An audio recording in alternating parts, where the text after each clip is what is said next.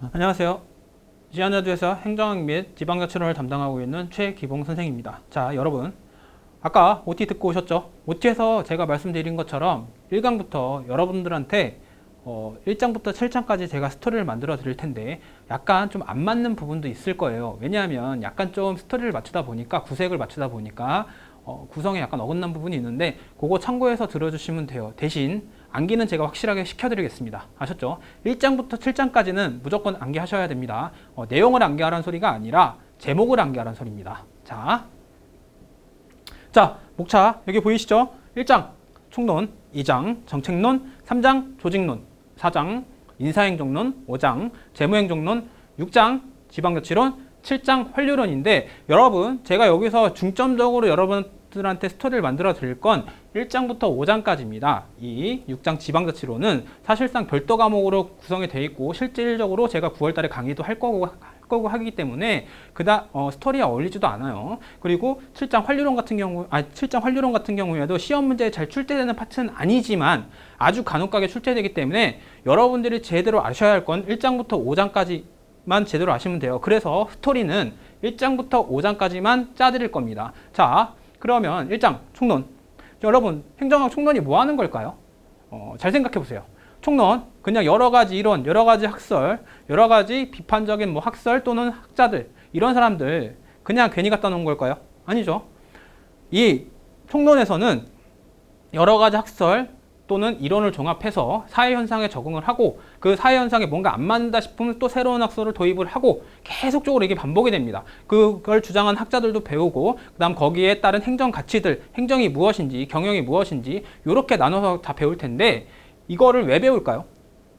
맞아요. 행정을 구성하는 틀 또는 전체적인 뼈대, 전체적인 건물의 구조를 세우는 게 바로 이 총론입니다. 그래서 건물로 치면 철골 구조를 세우는 거죠. 근데 잘 생각해 보세요. 이제 건물을 세우려고 철골 구조를 만들었는데 그 철골 구조가 그냥 이렇게 딱 세워놓으면 그냥 뼈대밖에 없잖아. 그럼 그 뼈대에 콘크리트를 발라야겠죠. 근데 그 콘크리트 아무거나 바를 수는 없잖아요. 만약에 불량 콘크리트를 바른다고 칩시다. 그럼 부실공사죠. 안 좋은 콘크리트 바른다고 쳐도 부실공사죠. 왜? 부식이 쉽게 되거든. 그리고 쉽게 무너지니까. 그래서 어떠어떠한 것은 하라, 어떠어떠한 것은 하지 마라, 어떠어떠한 것은 이런 규정 절차에 의해서 반드시 해라 라고 정해놓는 게 바로 이 정책론입니다. 그러니까 쉽게 얘기하면 정책론은 그 철골 콘크리트에 살을 바르는 거죠. 그죠?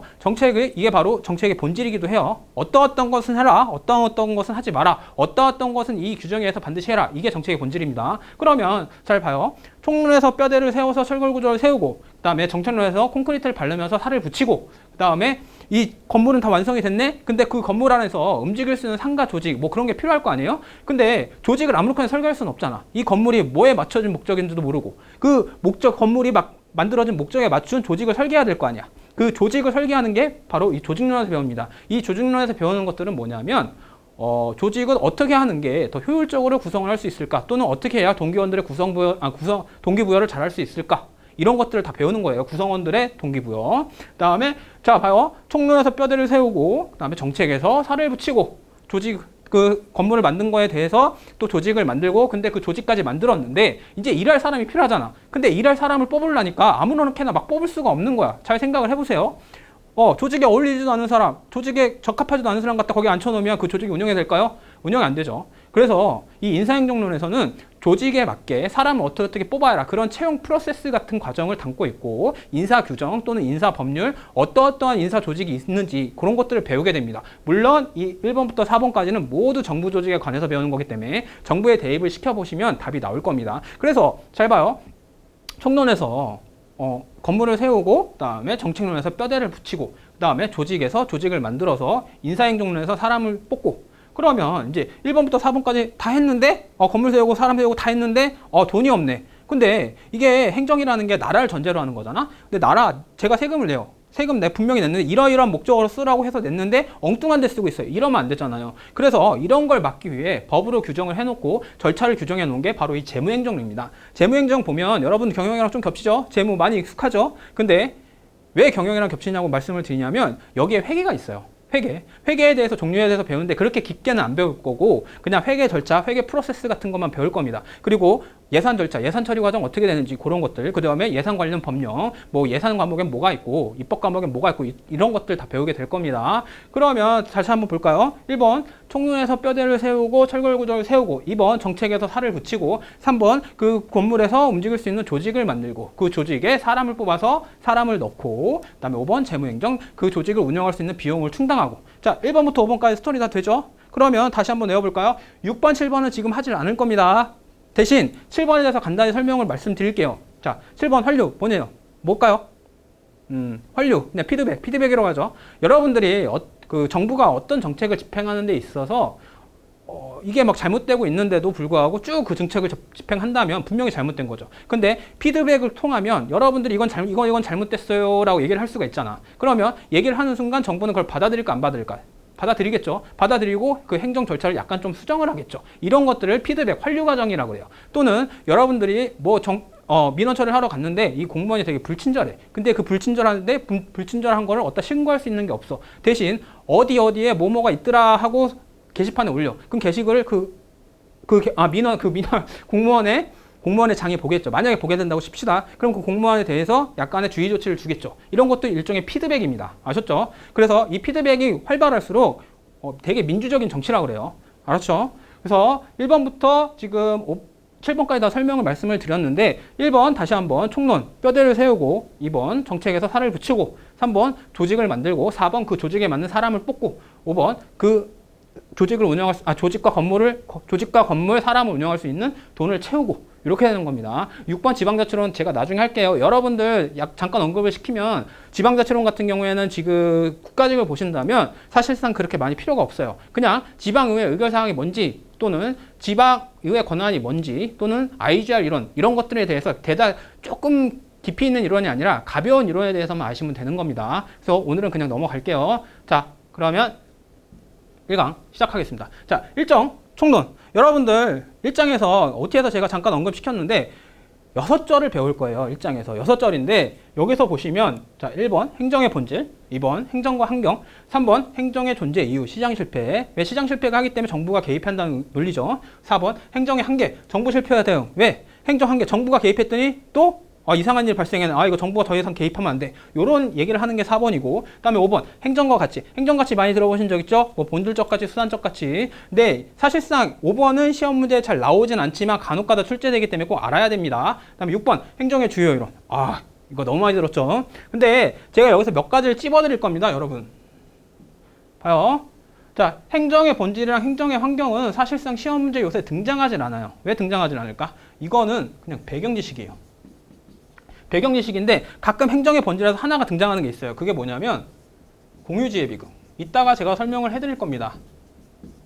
공유지혜 비극을 설명해드릴 건데, 요게 시험 문제에 많이 등장했고 미친 듯이 많이 나왔어요. 근데 요새 잘 안 나오더라고요. 그 다음에 행정과 환경. 행정과 환경은 그냥 행정을 구성하는 게 어떤 것들이 있는지, 행정과 경영의 차이점 또는 행정과 정치의 차이점, 이런 것들. 그 다음에 행정의 3대 변수, 4대 변수, 5대 변수 이런 걸 배울 텐데, 그거는 사실상 시험 문제에 나오질 않아. 왜 그러냐면 이게 시험 문제 깊이 들어갈수록 내기가 어려워. 그리고 여러분들이나 저는 학자는 아니잖아요. 저는 물론 강의를 하긴 하지만 저도 학자는 학자들이 내기에는 쉬운 거야. 근데 내놓고 보니까 너무 어려워. 왜?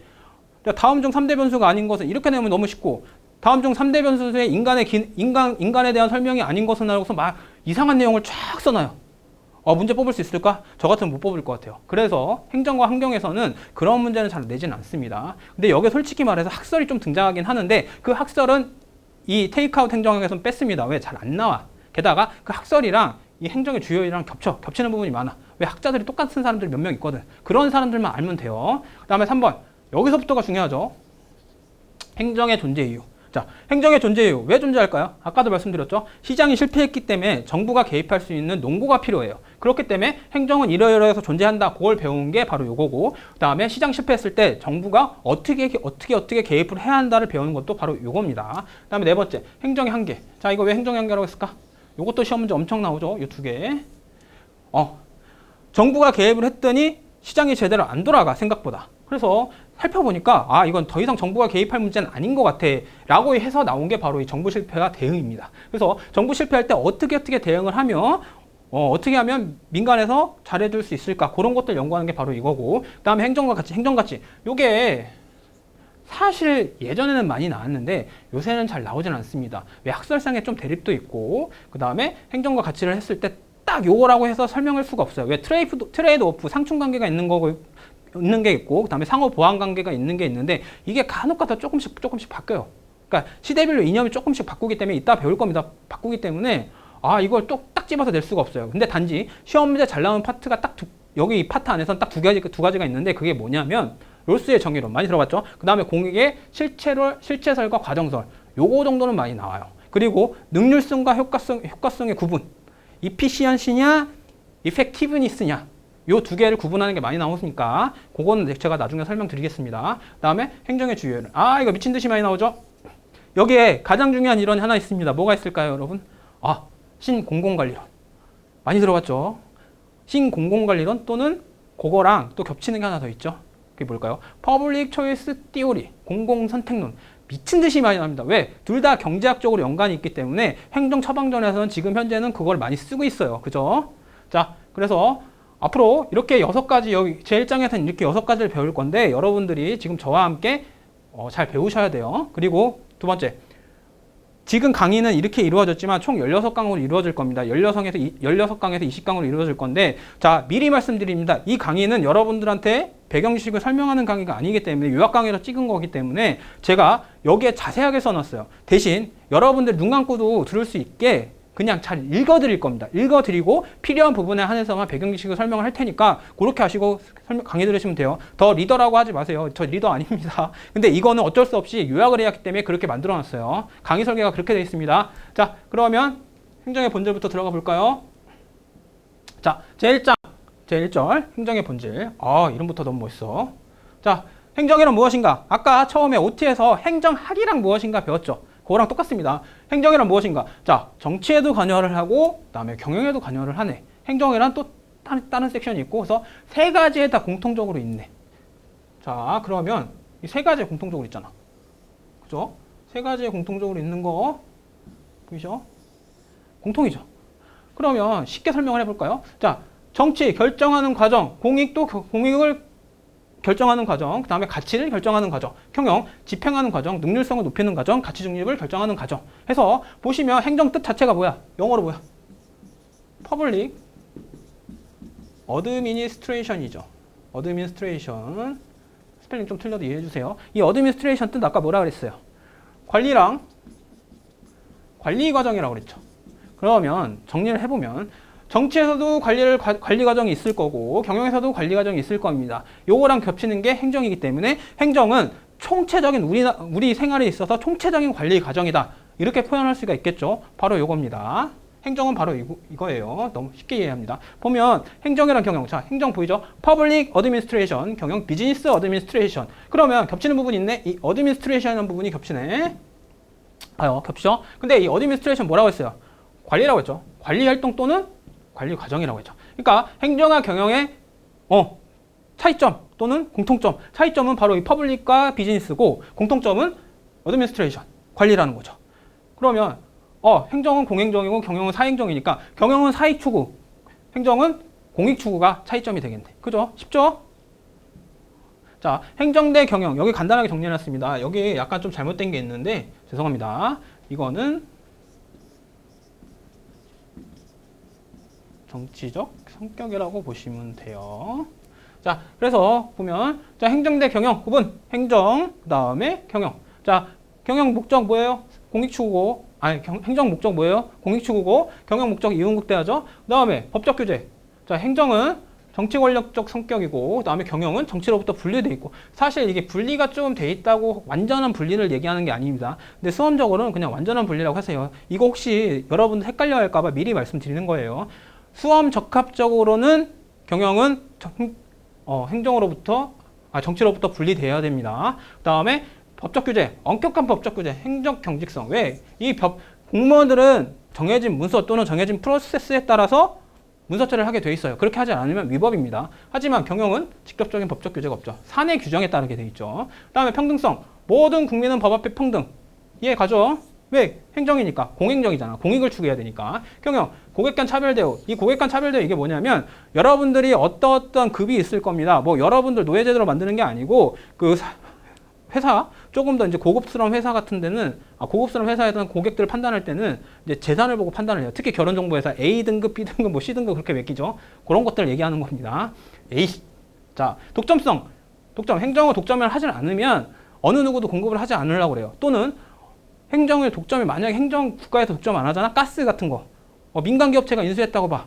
가스 막 미친 듯이 폭등시키고, 가격도 막 미친 듯이 폭등시키고, 여러분들의 삶의 질은 떨어지겠죠. 그렇기 때문에 행정은 꼭 독점을 해야 돼요, 국가가. 그 다음에 경쟁관계. 맞죠? 그 다음에 관할면 영역. 모든 국민이 대상이며, 행정은 모든 국민이죠. 왜? 공익 추구를 목적으로 하기 때문에. 그 다음에 경영은 고객관계 범위 내에서 한정돼 있죠. 왜? 나는 이동통신사야. 또 이동통신만 써. 그럼 이동통신만 쓰는 사람들만 한정돼 있는 거고, 유선통신은 한정이 안 되죠. 물론 왔다 갔다 거릴 수는 있지만, 지금은 약간 가정을 해봅시다. 성과 속도, 단위의 속도 없고, 행정을 어떻게 측정해? 측정할 수 있어? 못하지. 근데 경영은 그냥 돈 버는 수단. 돈 버는 걸로 측정이 가능하죠. 이윤 추구를 얼마나 했는지. 그죠? 그거 얘기하는 겁니다. 자, 공공재수로 행정. 자, 이거 많이 들어봤을 겁니다. 여러분, 여기서 많이 나온 게 뭐라고 그랬죠? 공유지의 비극이 많이 나오는데, 그 공유지에 대해서 이해를 하시려면은 경합성이 뭔지, 배제성이 뭔지를 이해를 하셔야 돼요. 자, 경합성, 특정인의 소비가 다른 사람의 소비를 감소시킬 수 있는 경쟁을 유발하는 특성을 말한다. 자, 이거는 제가 그냥 사전적 정의를 그대로 갖고 온 거고, 조금 더 쉽게 정의를 해드릴게요. 경합성이라는 건 다른 사람과의 경쟁 정도. 내가 먹으면 이 사람이 그만큼 못 먹는 거야. 그걸 경합성이라고 그래. 그 다음에 배제성, 비용 부담을 하지 않을 경우 재활에 이용할 수 없도록 하는 특성을 말하. 자, 배제성, 이것도 내용 어렵죠? 근데 조금 더 쉽게, 배제성 뭐냐? 이 사람을 배제할 수 있는지, 그러니까 이 사람을 차별할 수 있는지 없는지, 아니면 이 사람을 여기서 포함해서 제외할 수 있는지, 그걸 얘기하는 걸 배제성입니다. 자, 보실까요? 자, 배제성 약하고 강하고, 경합성 약하고 강하고. 보시면, 자, 공공재, 집합재 보이시죠? 집합재 보이시고, 그 다음에 여기 공유재, 그 다음에 요금재, 민간재가 있는데, 여러분들 여기서 솔직히 알아둬야 할 거는 이 공공재는 나라가 공급하는 거죠. 그죠? 그래서 보시면 국방 외교 치안인데, 이게 왜 헷갈릴 거야? 아니, 왜 분명히 경합성도 없고 배제성도 없다고 했는데, 없는 게 공공재라고 배웠는데 왜 양양이냐? 세금 안 내요? 세금 내죠, 나라에.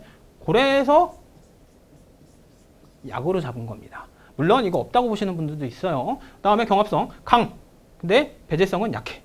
공유재. 여기서 이 시험 문제가 미친 듯이 많이 나온다는 게 바로 이겁니다. 공유지의 비극. 자, 그 공유제 비극 논문에 따르면 이렇게 풀숲이 있어요. 풀숲이 있는데, 이제 소가 와서 이제 풀을 먹어. 소 1번이 와서 풀을 먹는다고 쳐.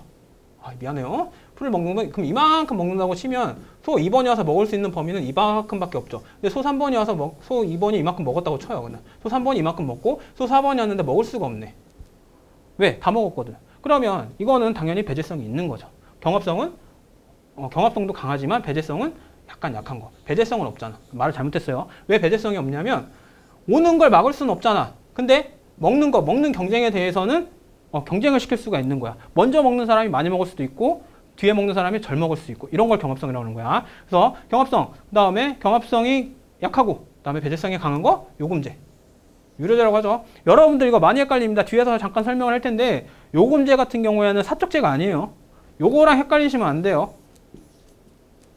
요금제에 나왔다고 해서 이런 학생도 봤어요. 요금제라고 딱 나오는 순간에 이거 그냥 민간이 공급하는 거 아닌가 해가지고 이 민간제로 풀었다는 거야. 말이 안 되죠. 왜? 요금제는 여러분들이 어떠한 서비스를 이용하기 위해서 일정 부분의 요금을 내는 걸 얘기하기 때문에 요금제로 하는 거지, 실질적으로 이 프라이버트라는 거 한 거는 좀 달라요. 그 때문에 보시면 도로, 케이블, 나라 기관 산업들이죠. 나라에서 일정 부분 돈을 주고 아니면 돈을 받고 진행하는 것들이에요. 보시면 도로 누가 깔아요? 한국도로공사가 깔지. 케이블 TV도 방송공사가 깔죠. 그렇게 똑같은 겁니다. 그거랑. 그렇기 때문에 여러분이 지금 여기서 잘 아셔야 될 건, 경합성이 강하고 그다음에 배제성이 약한 거는 공유제다. 근데 그 공유제는 이런 목초제의 비극 또는 공유제의 비극 같은 이론적인 문제가 아니라 실질적인 문제가 좀 있다. 그러면 여러분 다음에서 뭐 배울까? 그러면 이 공유제의 비극 어떻게 해결할지 배우겠네. 자, 요금제 아까 설명드렸죠. 공동으로 소비하지만 배제가 가능하기 때문에 공기업 등이 주로 공급하는 재화. 공기업 보이시죠? 공기업들이 주로 공급하는 재화, 독점 가능성. 그래서 유선 텔레비전, 교통, 통신, 전기, 가스 등인데, 아까 얘기했죠. 전기, 가스를 민간 기업이 공급하는 순간 여러분들 삶의 질은 떨어집니다. 왜 그럴까요? 요금이 미친 듯이 폭등할 거예요. 그죠? 그렇기 때문에 그 요금, 전기세, 그 다음에 가스 요금 많이 넣은 순간 여러분들 쓸 수 있는 돈이 적어지고, 그럼 그 쓸 수 있는 돈, 여러분들 자기 자신에 투자할 수 있는 복지가 적어지는 거예요. 그지? 이해되죠? 그리고 공유제. 경합성은 있지만 배제는 불가능한 제야. 아까 말씀드렸죠. 경합성은 강하지만 배제성은 약하다. 그래서 국립공원, 동물, 식물, 강, 호수 등 이게 이제 했는데 이거를 경합성이 있지만 배제성이 불가능하기 때문에 어느 누가 만약에 동물을 먹었어. 예를 들어 뭐 돼지 두 마리가 있는데 돼지 두 마리 사람이 한 마리 사람 1, 2, 3이 와서 먹으려고 그래. 근데 1, 2는 이미 가져갔고 3은 못 먹어. 이런 것들. 이미 누군가가 소비를 해버렸으니까 나머지에 대해서는 소비가 안 되는 거야. 소비를 못 하는 거야. 그런 것들 얘기하는 게 바로 공유제의 비극입니다. 그래서 공유제의 비극을 해결할 수 있는 방법을 주장한 학자는 딱 2명입니다. 딱 2명이라기보다는 2명이 주로 나와요. 이 2명만 아시면 돼요. 왜 이 2명이 나오느냐? 한 명은 강제적인 소유권을 주장했고 한 명은 그냥 시민들의 자발적인 합의에 의한 소유권을 주장했거든. 대립되죠, 당연히. 보시면 하딘 보이시죠? 공유제의 사유화. 이 사유화가 뭐냐면 그냥 너 A라는 걸 팔 테니까 넌 A라는 걸 가지고 B라는 걸 팔 테니까 넌 B라는 걸 가지고 C라는 걸 팔 테니까 넌 C라는 걸 가져. 그래서 너희는 여기만 먹게 해. 요걸 말하는 겁니다. 뭐 파는 것 자체가 강제적인 소유권을 부여하는 거죠. 근데 보시면 오스트롬 현대시민사에서 이 오스트롬이라는 사람은 구성원 간의 자발적 합의라고 했어. 이게 무슨 뜻이냐? 그냥 자발적으로 합의해서 너희는 여기가 먹고 너희는 여기만 먹고 우리는 여기만 먹게 이렇게 하는 거예요. 근데 생각을 해보세요. 이게 될까요? 난 안 될 거라고 보는데. 근데 이 오스트롬이라는 분은 어떻게 했냐면 시민들 자체를 너무 신뢰를 하세요. 많이 신뢰를 하셔가지고 그냥 지들끼리 알아서 잘 하겠지. 아니면 자기들끼리 잘 협의를 하겠지. 요거를 가정해놓고 들어가신 분입니다. 그렇기 때문에 그러고. 그 다음에 행정국가에서는 그냥 면허. 여기에서 먹을 수 있는 면허를 줄게. 아니면 여기에서 먹을 수 있는 특허권을 줄게. 넌 여기만 먹어. 이렇게 해서 강제적인 규제라는 겁니다. 그러면 이 두 개는 강제죠. 그리고 이 면허, 어업면허 얘기하는 거기도 하죠.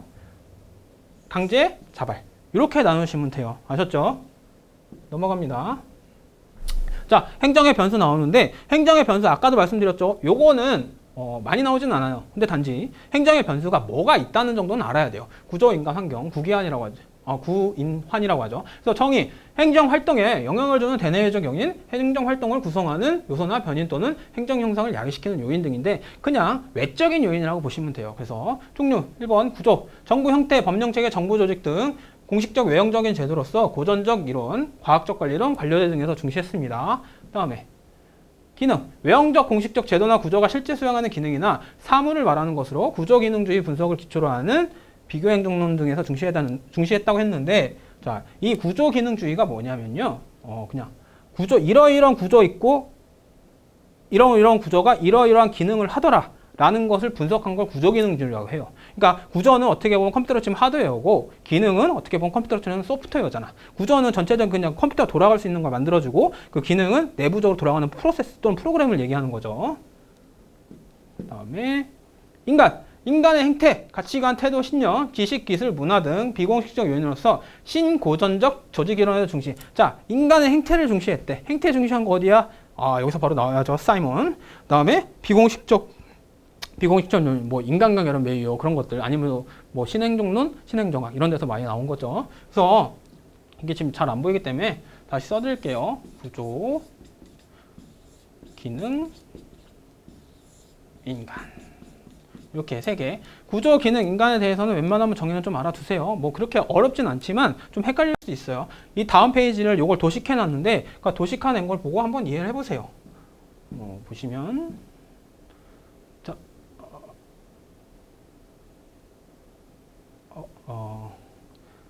순서가 잘못됐네요. 요거는 그냥 넘어가고. 자, 행정의 변수, 구조, 기능, 구조, 인간, 환경. 자, 구조 기능주의, 구조는 공식적 외형적인 법제 구조 제도를 얘기하고, 인간은 비공식적 행태나 문제를 얘기하고, 이념, 추구하는 가치, 환경, 정치, 경제, 사회, 문화적 환경 등을 얘기하면서, 이 기능에서는 뭐 소프트웨어 역할을 하고, 구조에서는 뭐 하드웨어 역할을 하고, 아까 설명드렸죠. 그래서 구조가 실제로 수행하는 기능 역할 등을 이렇게 해서 도식화해서 보시면 됩니다. 근데 보시면, 여기 딱 보시면, 보이시죠? 고전계에서는 구조를 강조했고, 다음에 신고전계에서는 인간을 강조했으며, 현대 이론은 5가지가 있는데, 이 5가지 중에서 인간을 강조한 게 2가지가 더 있더라. 근데 이 발전행정론은 사실상 뭐 필요 없다기보다는 잘 안 나오고 이 신행정론이 가장 중요합니다. NPA라고 하죠.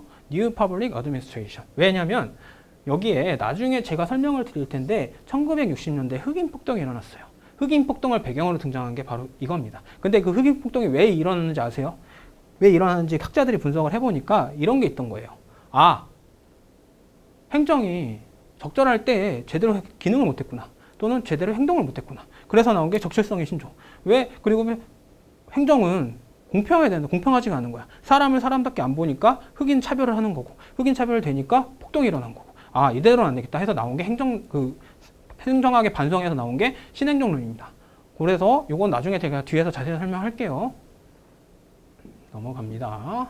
자, 행정과 환경. 여기까지가 배경 지식이라고 했죠. 자, 행정, 환경. 자, 행정. 자, 행정과 정치. 자, 행정이란 무엇인가, 정치란 무엇인가 제대로 좀 배우고 들어가는 의미에서 나온 거니까 여기는 그냥 듣고 넘기세요. 정치, politics. 목적, 이상, 가치, 당위, 투입 기능 또는 국민 의사가 종합되고 형성되는 주관적인 과정, 민주성, 대응성, 책임성 등이 높아진다. 왜? 정치니까 민주, 대응, 책임성이 높아져야지. 갑자기 엉뚱한 능률성이 높아지면 이건 독재죠. 자, 두 번째, 행정, administration. 국민의 의사가 구체적으로 집행되는 객관적인 과정이면서 전문성, 능률성이 높아지는 걸 얘기합니다. 자, 이 능률성이라는 거 투입 대비 산출물을 얘기하는 건데, 투입은 적어주고 산출물은 높아야 돼요. 그걸 얘기하는 거고, 나중에 효과성에 대해서 배울 텐데, 이 효과성은 이걸 안 봅니다. 뭐 투입, 산출 그런 걸 안 보고 그냥 목표 달성도만 보는 거예요. 요건 나중에 행정의 수단적 가치에서 다시 설명할 테니까 지금은 그렇게만 알아두세요. 그 다음에, 정치. 이념, 이데올로기, 가치고, 행정은 전문성, 엑스퍼트 사실이고, 자, 정치는 당위, 행정은 존재. 자, 뒤에 독일어는 신경 쓰지 마세요. 독일어입니다, 솔렌. 그 다음에 밑에 목표 설정, 정책 결정이 정치의 목적이고, 행정의 목적은 수단 선택, 정책 집행이 목적입니다. 그래서 정치는 민주 이념, 아까 얘기했죠, 위에서 뭐 참여, 공개, 책임, 민주성 등을 하고, 그 다음에 행정은 능률 이념. 그냥 투입 대비 산출 비용이 높아지는 걸 보면 돼요. 그런 거 보면 딱 재량은 필요 없고. 전문 성과를 중시하고, 그 다음에 정치는 역관주의 관련. 역관주의가 뭐냐면 이거예요. 그러니까 어떤 정치인이 뽑혔어. 근데 그 관료에 그 정치인의 정당에 소속되어 있는 사람을 갖다 놓는 거야. 이렇게 되면 정치의 일관성은 강하죠. 민주성도 강해지고. 하지만 능률성이 떨어지죠. 왜? 이 사람 일을 잘할지 못할지는 모르잖아. 그것 때문에 그런 거고. 그 다음에 행정은 실적제 직업공무원제를 얘기하는 거고. 실정에 따라서 대우받겠다 이런 것들이죠. 그 다음에 정치, 의회가 주체. 왜? 국회의원들, 의회죠. 그 다음에 행정은 정부가 주체. 왜? 행정을 집행하는 주체는 정부니까. 오케이.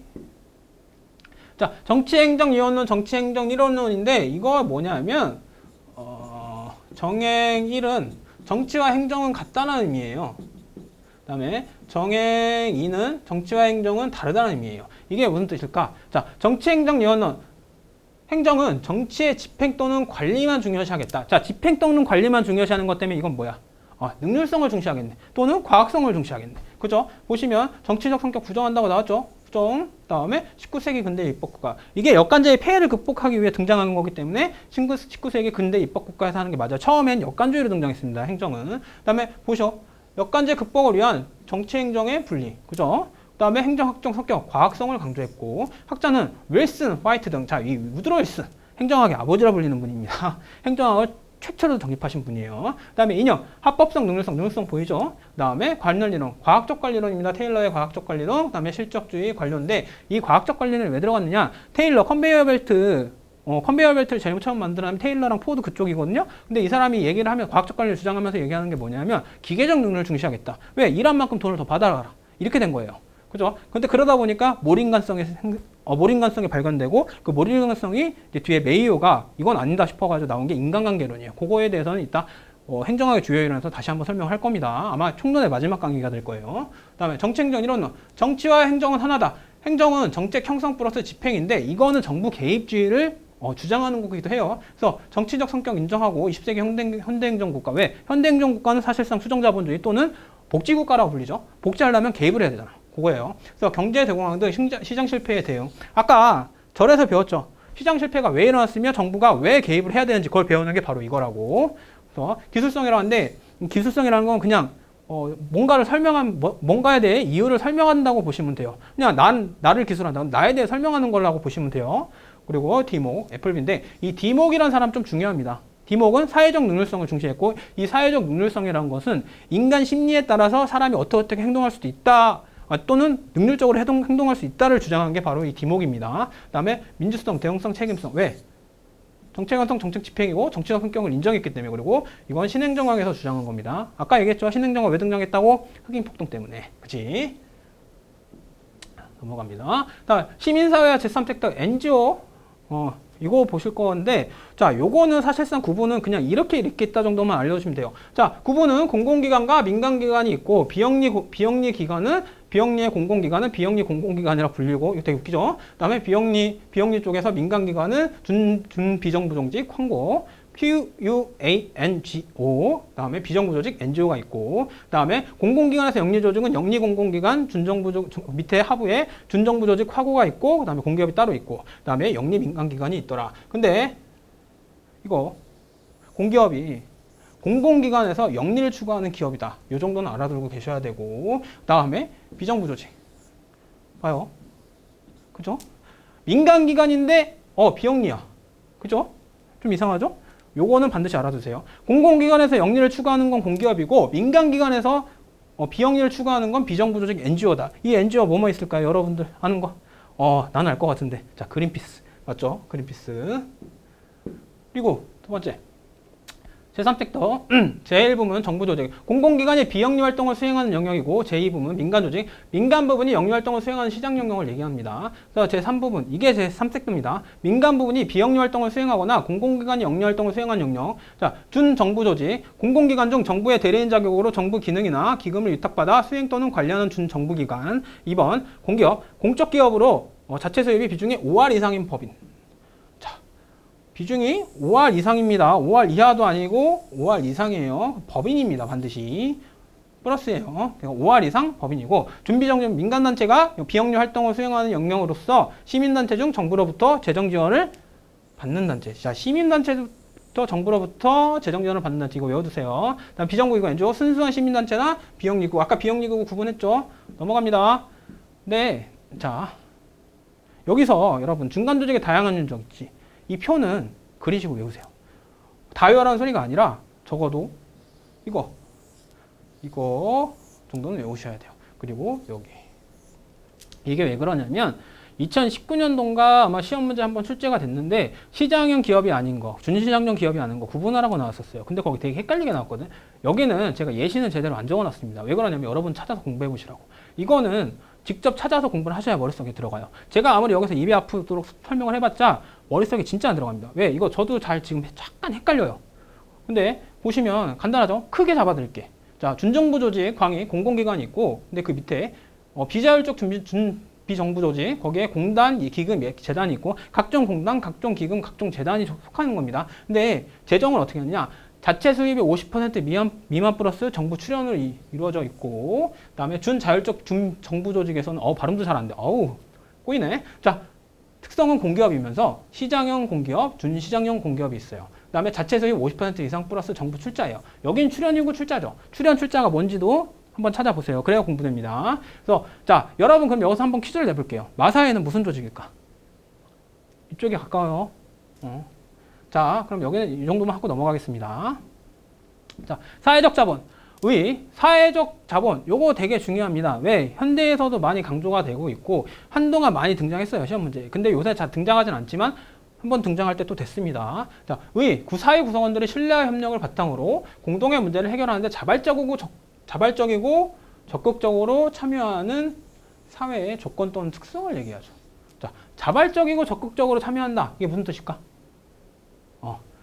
사회 구성원들이 스스로가 참여를 하는 거야. 스스로가 참여를 하고 스스로가 이 자본을 만들어야겠다가 아니라 어떤 행위를 했는데 그게 사회적으로 유익한 거야. 근데 유익하다 보니까 옆에 사람들 따라해. 이러다 보니까 네트워크가 구축되고 신뢰가 구축되고 규범이 만들어지고 그게 이제 하나의 통틀어진 지식사회 자본 그런 것들을 만드는 거예요. 그걸 사회적 자본이라고 해요. 그래서 대표적인 자 푸트넘. 이 사람 외워두세요. 푸트넘 3가지 조건을 주장했는데 네트워크, 규범, 사회적 신뢰를 말합니다. 사회적 신뢰를 얘기했습니다. 이 사회적 신뢰, 여러분들이 규범을 지키고 어느 집단에 소속하면 사회적 신뢰가 생기고 그럼 그 사회적 신뢰를 이루어낸 사람끼리 네트워크를 조직하겠죠. 그럼 그 네트워크가 하나의 또 집단이 돼서 사회적 자본을 형성하는 거야. 요런 계속 반복적인 걸 주장을 한 거예요. 그래서 사회적 자본의 특징. 자, 사회적인 관계 속에서 존재하는 자본이다. 존재하는 자본이다. 그 다음에 배타적으로 소유되는 것이 아니라 이익이 공유되는 특징을 지닌다. 자, 이익이 공유되는 특징이 뭐냐면 사회적으로 신뢰가 쌓였고 사회적인 규범을 지키죠. 그러다 보니까 네트워크를 구성하게 되죠. 그럼 그 네트워크 속에 있는 사람들은 이 사회적 자본에 대해서 이용할 수 있는 게 자유롭잖아. 그렇기 때문에 배타적으로 소유되는 것과 배제한다는 게 아니고 그냥 전체적으로 다 공유할 수 있다. 그 다음에 소유주체가 지속적으로 유지하는 노력을 투입해 유지되는 자본인데, 여러분 예를 들어서 게임을 한번 한다고 쳐봅시다. 뭐 약간 조금 뒤에 있는 예예요. 근데 게임을 한다고 쳐보면 그 게임에 대해서 무슨 노하우라든가 공략집 같은 걸 여러분들 만든다고 쳐. 그럼 그 게임을 이용하는 사람들이 있어야 그 사회적 자본, 아니 그런 지식 자본이 공유가 되는 거지. 그 게임을 하는 사람들이 없으면 공유가 안 되죠. 그런 걸 얘기하는 겁니다. 자, 그 다음에 등가 교환이 아니다. 포지티브 수성 관계. 이게 뭐냐면 뭐 100원이라는 여러분들 100원이라는 지식을 생성했는데 상대방도 100원이라는 지식을 돌려줄 필요가 없는 거잖아. 서로 신뢰 관계이기 때문에 뭐 50원을 돌려줘도 되고 1원을 돌려도 되고 안 돌려도 되는 거잖아. 대가를 바라고 이 자본을 만드는 게 아니라 그냥 어느 순간 어딘가에서 쓰이겠지. 그거 생각하고서 만들어 놓은 거잖아. 그지? 뭐 게임 공략집도 그렇죠. 그 다음에 교환의 동시성을 전제하지 않아. 동시성이 없다. 왜? 내가 이 사람한테 이걸 줬는데 이걸 반드시 이 사람한테 반응을 받는 게 아니야. 그냥 어느 불특정 다수한테 주는 거야. 그렇기 때문에 동시성이 없는 거야. 그죠? 그 다음에 구성원 모두가 공유하는 국가의 자산인 공공재로서의 속성을 지니. 자, 게임을 예로 들었는데 이걸 조금 더 범위를 확장시켜보면 국가에서 어떤 정책을 폈는데 그 정책에 따라서 이 시민이 그 정책에 약간 좀 불만의 점이 있어요. 불만의 점이 있고 보완할 점을 조사를 해서 국가한테 줬어. 그럼 국가가 그건 받아들일까 안 받아들일까? 받아들이겠죠. 그런 것들. 그 다음에 여기에서는 무슨 다리를 건설했으면 좋겠다. 이런 것들. 공공들의 속성을 지닌 거죠. 약간 좀 스토리상 약간 좀 스토리상 구성이 안 맞는 부분은 있지만 어느 정도 이해 가시죠? 자, 넘어갑니다. 자, 1강은 아까 거기까지만 하겠습니다. 1강 1절, 2절이었는데 1절, 2절, 뭐 1절 행정의 본질, 2절 행정과 환경이었는데 여러분 여기까지가 여러분들 그냥 뒤에 공부할 때 배경 지식이니까 그냥 가볍게 듣고 넘기시면 돼요. 그리고 가볍게 듣고 넘기지 않아야 할 파트가 몇 가지가 있었는데 그 중에 하나가 사회적 자본, 그리고 공유지의 비극, 그 다음에 공공재. 요 종류는 이 세 가지는 꼭 암기하세요. 아셨죠? 자, 1강은 여기까지 하고 2강에서 뵙겠습니다. 감사합니다.